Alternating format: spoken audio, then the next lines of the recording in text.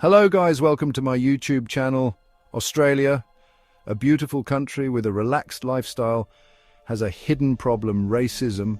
This problem has been around for a long time and still affects Australia today. From the time European settlers came to Australia, racism has been a big problem. It has affected laws, how people think, and the lives of many people. Aboriginal Australians especially have suffered from racism. They have been forced off their land, treated unfairly and disadvantaged for many years. But racism in Australia affects more than just Aboriginal people. It affects many different groups who now call Australia home. It's a big problem for Australia, and we need to talk about it, understand it, and most importantly, do something about it. Many people have been fighting against racism in Australia for a long time. Aboriginal Australians have been fighting for their rights, fairness, and an end to racism for generations. Recently, more people are starting to listen to them. This is making everyone think about Australia's past and present, but even though things are getting a little better, racism still exists. Sometimes it's obvious and sometimes it's hidden, but it still affects the lives of many Australians. It stops them from having the same opportunities as others and makes them feel like they don't belong.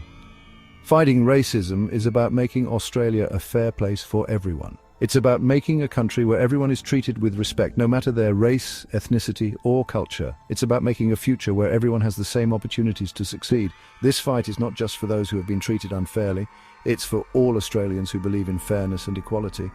This video will talk about the complicated issue of racism in Australia.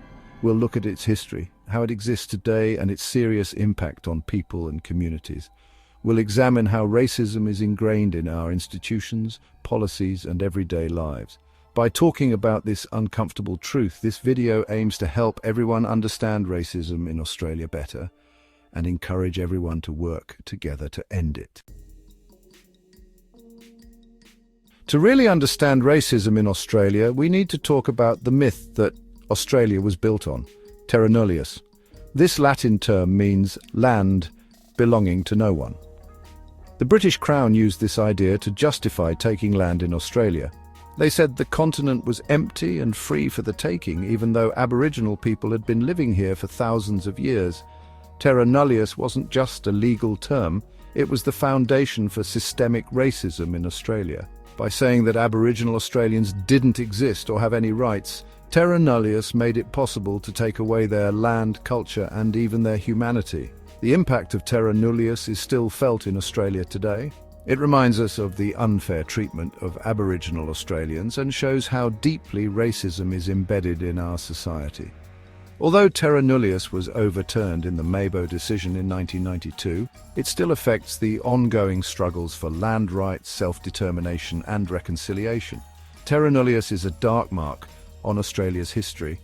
It shows how prejudice can shape history and the lasting impact of colonialism. We need to acknowledge this painful truth, not to dwell on the past, but to understand the roots of racism in Australia and the urgent need to address its consequences. Racism doesn't just hurt individuals, it costs the entire country a lot of money. The economic cost of prejudice in Australia is huge, affecting businesses, industries, and how wealthy the country can be. When people are denied opportunities or treated unfairly at work because of their race, their skills and potential are wasted, which slows down economic growth. One of the biggest ways racism hurts the economy is by reducing productivity. When people are treated differently or discriminated against, they can't work to their full potential. This means less innovation, creativity, and overall output, which ultimately hurts businesses and the nation's economy. Furthermore, racism can discourage investment and tourism. International companies and skilled workers might not want to invest in or move to a country known for racism. Similarly, tourists might choose to go to other countries, costing Australia valuable income and cultural exchange. It's clear that racism is bad for business. By addressing racism and promoting equality, Australia can unlock the full potential of its diverse population, leading to more innovation, higher productivity, and a more prosperous future for everyone.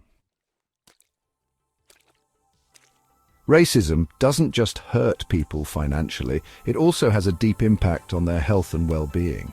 Experiencing racism, whether it's obvious or subtle, can have serious and long-lasting consequences for both physical and mental health. Being constantly exposed to racism creates a hostile and stressful environment, leading to chronic stress, anxiety, and depression. These conditions can then contribute to a range of physical health problems, including heart disease, diabetes, and weakened immune systems. Aboriginal Australians who experience much higher rates of racism have much worse health outcomes compared to non-Indigenous Australians. This health gap is a direct result of the historical and ongoing trauma caused by colonization, being forced off their land, and systemic racism. Addressing the health impacts of racism requires a multifaceted approach that goes beyond simply providing healthcare services. It requires tackling the root causes of health inequities by dismantling systemic racism, promoting cultural safety in healthcare settings, and empowering communities to take control of their own well-being. Racism is still a big problem in workplaces and schools today. Even though things have improved in terms of civil rights, many people still experience discrimination because of their race or ethnicity. Studies have shown that job applications with ethnic-sounding names are less likely to get called for an interview compared to those with Anglo-sounding names. This bias goes beyond just hiring and affects promotions, salaries, and the overall work environment. In education, students of color often face hidden obstacles that make it harder for them to succeed academically. These challenges, like underfunded schools and biased disciplinary actions, create an unfair system. It's important to recognize these issues and work towards creating more equitable learning environments for all students. Addressing racism in workplaces and schools is not just about fairness. It's about building a society where everyone has the opportunity to thrive.